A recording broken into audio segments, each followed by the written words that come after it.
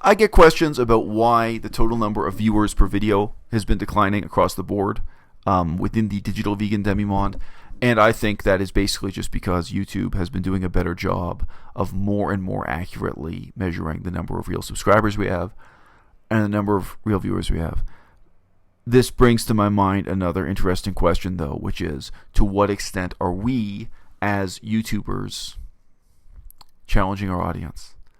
I said to Dom Bauer recently, he had a video on a challenging topic, and I pointed out to him, I said, look, Dom, I'm happy for you that you have an audience that likes you, blah, blah, blah.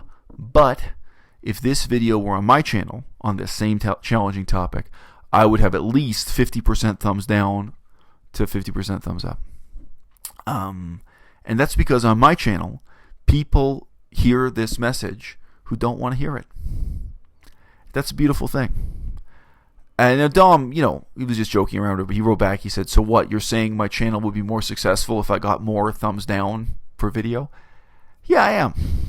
I think there's something much more important than the number of viewers you have per video or the number of subscribers you have, both of which in some ways are kind of, they're measurements of success that are more seeming than real. If I make a video, as I've made many, on a topic that's challenging and edgy within veganism. Like, I made a 2-minute video that really questions the morality of animal sanctuaries and whether or not they are fundamentally different from petting zoos. I love that video. I love that video because in just 2 minutes, I feel it manages to get across a fundamental point that in other videos I probably talk about for an hour, and not everyone gets the point. And that video has way more thumbs down than thumbs up. But that's what we're here to do, right? If I'm only preaching to the converted, if I'm only talking to people who already agree with me, if I'm only reaching an audience that's already comfortable with my view on animal sanctuaries, what am I even talking for? And now most people ask that question. They say, well, why talk about veganism if your audience only consists of vegans?